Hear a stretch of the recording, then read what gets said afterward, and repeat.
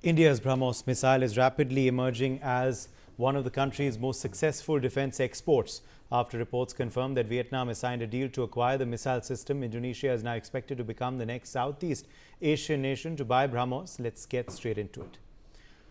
Welcome back to another episode of Deep Dive. I'm Uday Pratap Singh. This development is being seen not only as a major boost for India's defense industry, but also as evidence of New Delhi's growing strategic influence across the Indo-Pacific. The BrahMos missile is a joint venture between India's DRDO and Russia's NPO Mashinostroenia, named after India's Brahmaputra River and Russia's Moskva River.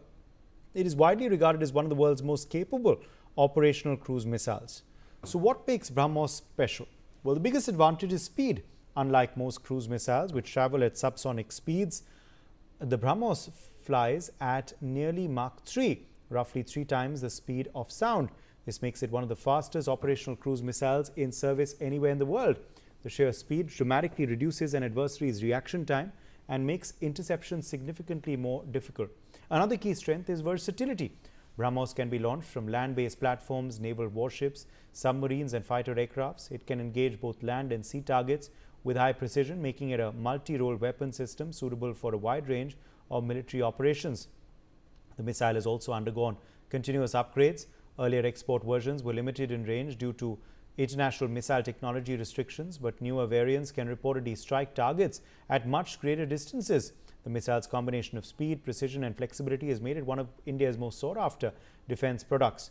The BrahMos has also attracted attention because of its reported role during Operation Sindoor. Following the April 2026 Pahalgam terror attack, India launched Operation Sindoor against terror infrastructure in Pakistan and Pakistan-occupied Kashmir. While the government has not publicly disclosed every weapon system employed during the operation, multiple media reports and defense analysts have suggested that BrahMos missiles were amongst the precision strike assets used against high-value targets. The operation renewed international attention on India's long-range precision strike capabilities and brought renewed focus to BrahMos's operational effectiveness. The growing international interest in BrahMos is no coincidence. The Philippines became the first foreign customer in 2022 when it signed a deal worth approximately $375 million for shore-based anti-ship missile batteries. Vietnam has now reportedly signed its own agreement, estimated to be worth around 5,800 crore rupees, focused largely on coastal defense capabilities. Indonesia is expected to follow soon, with negotiations reportedly in their final stages. Beyond these countries, several other nations have shown interest in the missile system. Over the years, reports have linked countries such as Thailand, Malaysia, the United Arab Emirates, Saudi Arabia, Egypt and several Latin American nations with varying levels of interest in acquiring BrahMos. While not all of these discussions have translated into formal agreements, they underline the growing appeal of the missile in international defense markets. The appeal is particularly strong in the Indo-Pacific. Countries facing maritime security challenges are increasingly seeking systems capable of deterring hostile naval forces and protecting critical sea lanes. BrahMos offers exactly that, a fast, accurate and difficult to intercept weapon capable of threatening enemy ships from considerable distances. For Vietnam, Indonesia and the Philippines, the missile significantly strengthens coastal defense capabilities. All three countries operate in a region marked by competing maritime claims and increasing strategic competition. BrahMos provides them with a credible deterrent capability while deepening defense ties with India. The deals are also important for another reason. They represent a major milestone in India's defense export ambitions. For decades, India was one of the world's largest importers of military hardware. Today, India is pursuing a very different vision, transforming India into a major defense manufacturing and export hub. Under initiatives such as Make in India and Atmanirbhar Bharat, the government has prioritized indigenous defense production and aggressively promoted exports. Unlike smaller equipment exports, BrahMos is a high-end strategic weapon system. Every sale signals confidence in India's technological capabilities and manufacturing ecosystem. More importantly, defense exports create long-term partnerships. Missile deals involve years of training, maintenance support, spare parts, upgrades and military cooperation, creating enduring strategic relationships between countries. For India, this translates into more than just export revenue. It expands diplomatic influence, strengthens strategic partnerships and enhances India's standing as a reliable security partner in the region. That is why the Indonesia and Vietnam deals matter.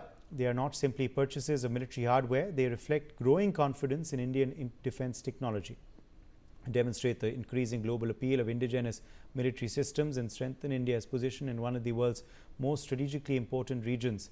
With the Philippines already on board, Vietnam signing up, Indonesia expected to follow, and several other countries watching closely. BrahMos is becoming much more than India's premier missile system. It is emerging as the face of India's defense export push and a symbol of the country's ambition to become a major player in the global arms market. Joining us now live is Group Captain V.N. Jha, former Director DRDO. What sets the BrahMos missile apart, not just in India but across the world, Group Captain Jha? What is its strategic significance which sets it apart from the rest? Very good evening there. I'm glad to be here once again with you. Before I speak anything, I must tell you that I have not been part and parcel of the project of BrahMos missile.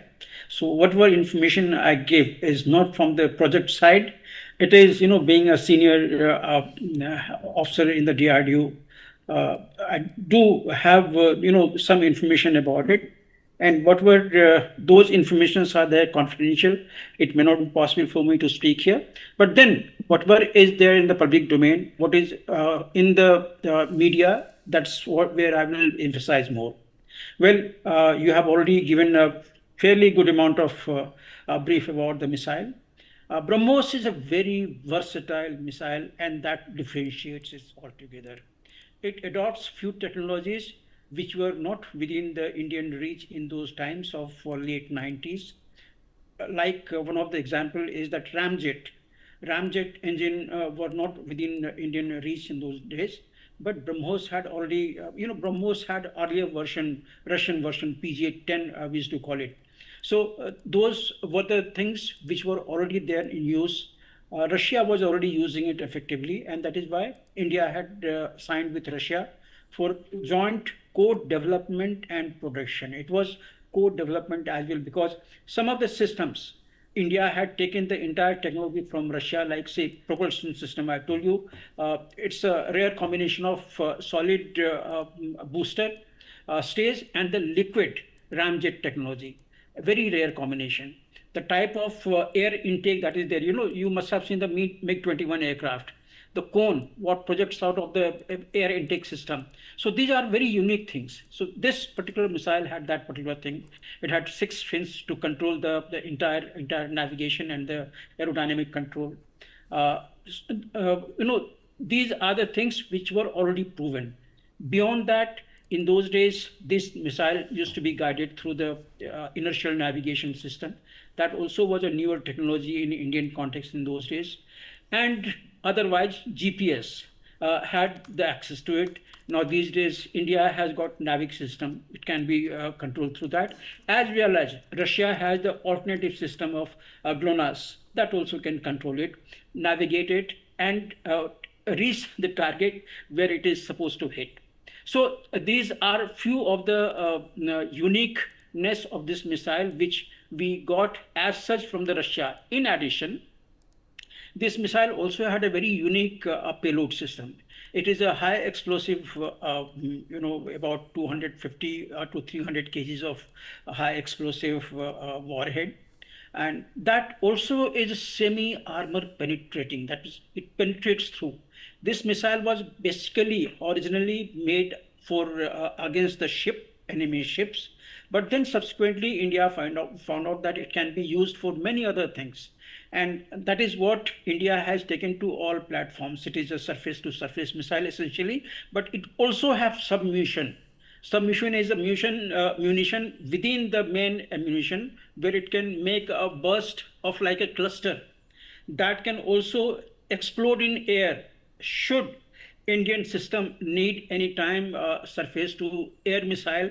Even that particular technology can be modified and made it surface to air. But that submission munition is part and parcel of this particular missile, and accuracy is pinpoint plus minus 1 meter to the target of 290 kilometer was the initial version. BrahMos 1 was 290 kilometer, and that is how it qualified that MTRC regimen to be exported to the country. That is what it is there. Next version that we have produced is about 390, 400 kilometers. And now, presently, what the UP corridor is making the missile, there we are looking for... Absolutely. Also, this Make in India of course, approached by us is reaping dividends, but it is a strategic export as well, BrahMos. With this latest deal by Indonesia, once again, the global interest in it has been re-established. What makes it such an attractive draw by foreign nations? Of course, it's great for us internally in India, but what is making it such a big draw abroad too? In the introduction, you said about the name that it is based on the Brahmaputra. I wonder if it is not for Brahmastra, because as I told you, it is achuk. It cannot miss the target, and that with a precision of about plus minus 1 meter. That means you are hitting at the entirely forehead of the enemy. So that precision missile which hits the target exactly at the spot where it is, along with all other features. India had the predominance in the computer system even in the late 90s. So integrated computer missile has got 8 basic systems: propulsion system, aerodynamic, navigation, integrated computer system, guidance system, target acquisition, and the warhead delivery.